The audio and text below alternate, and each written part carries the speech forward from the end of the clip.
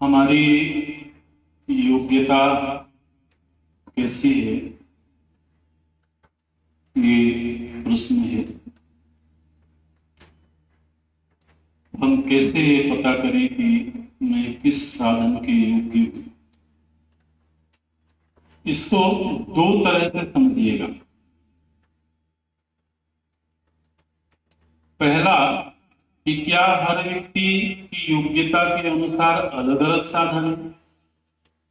जब आपने प्रश्न किया तो इस प्रश्न से ये ध्वनित हो रहा है कि जैसे हर व्यक्ति के लिए उसकी योग्यताओं के अनुसार अलग अलग तरह के साधन होंगे। ठीक है ना? क्योंकि जहां पर विकल्प नहीं होंगे वहां ये प्रश्न भी नहीं आएगा कि मुझे कौन सा मार्ग चुनना चाहिए। तो पहले तो इसी का निश्चय कर लिया जाए कि क्या हर व्यक्ति के लिए अलग अलग तरह के मार्ग हैं, अलग अलग तरह के साधन हैं। तो ये प्रश्न का एक पहलू हो गया। इसी प्रश्न का दूसरा पहलू ये है कि मेरी इस साधन को करने की योग्यता है, इसका निश्चय कैसे किया जाए। ठीक है?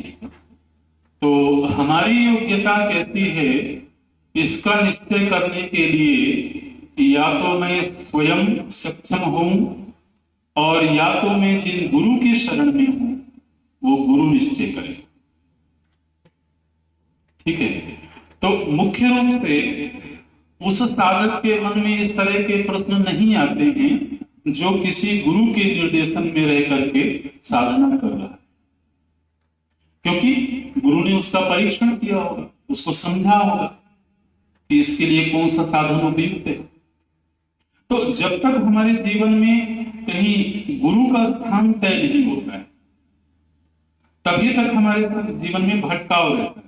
क्योंकि हम अलग संतों को सुनते हैं, किसी को सुना तो एक ढंग से बात समझ में आई, दूसरे को सुना दूसरे ढंग से बात समझ में आई, एक शास्त्र पढ़ा तो एक तरीके से समझा, दूसरे को पढ़ा तो दूसरे तरीके से समझा। इसीलिए इस यात्रा में हमें सदगुरु की आवश्यकता होती है।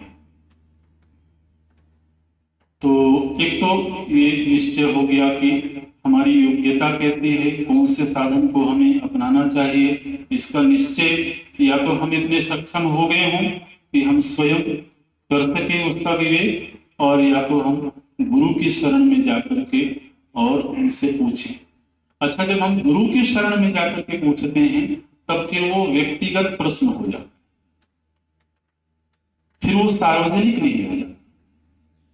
इसलिए अगर हमें साधन चाहिए तो हमें अपने गुरु के पास जाकर के सीधे पूछना पड़ेगा। तो फिर सामूहिक, क्योंकि समूह में जब कोई उपदेश किया जाता है तो वो समूह को इंटरेस्ट किया जाता है, व्यक्ति विशेष को नहीं। अब जैसे अभी हम जितनी बातें बता रहे हैं उसमें सभी लोग शामिल हैं, लेकिन अगर कोई व्यक्तिगत रूप से आकर के प्रश्न करे तो फिर उसको व्यक्तिगत तरीके से बताया जाए, तुम अभी सेवा करो, तुम अभी उपासना करो, तुम अभी जप करो, तुम अभी स्वाध्याय करो। ये फिर व्यक्तिगत आदेश हो जाएगा।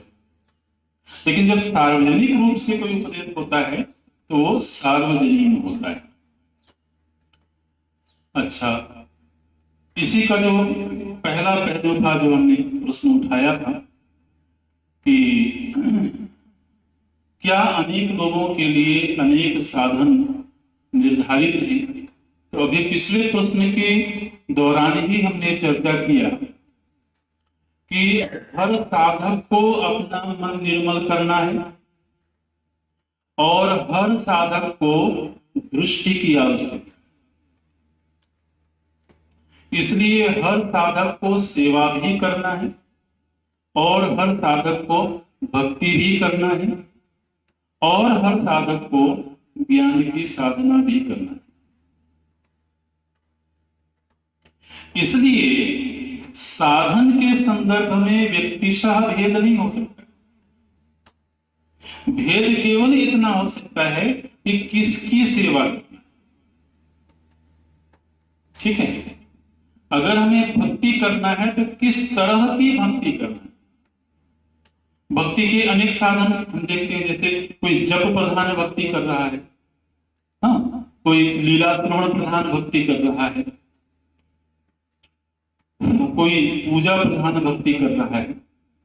तो ये जो भक्ति के विविध साधन हैं, उनमें से मुझे कौन सा साधन करना है ये निश्चय व्यक्तिगत होगा, लेकिन भक्ति करना ये सभी के लिए अनिवार्य है। भेद समझ में आया कि नहीं आया?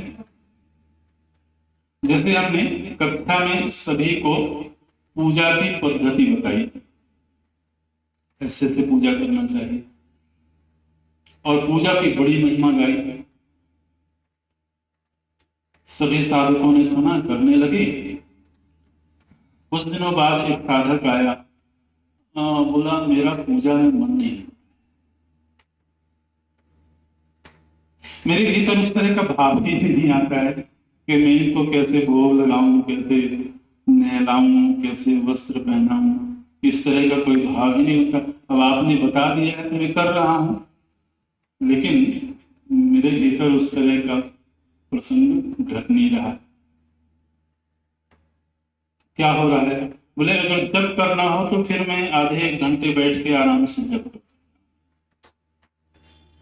तो देखिए, पूजा भी भक्ति का साधन है, जप भी भक्ति का साधन, लेकिन हर व्यक्ति के अधिकार के अनुसार फिर वो आचार्य निश्चय करते हैं कि तुम पूजा रहने दो, तुम जप करो।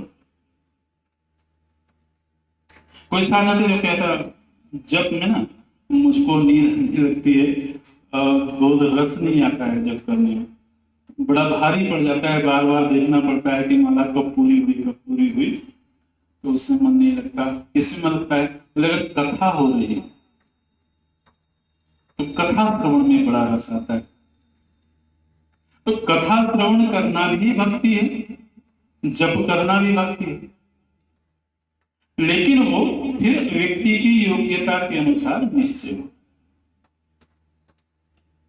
तो हम समझते हैं, स्पष्ट हो गया होगा जी।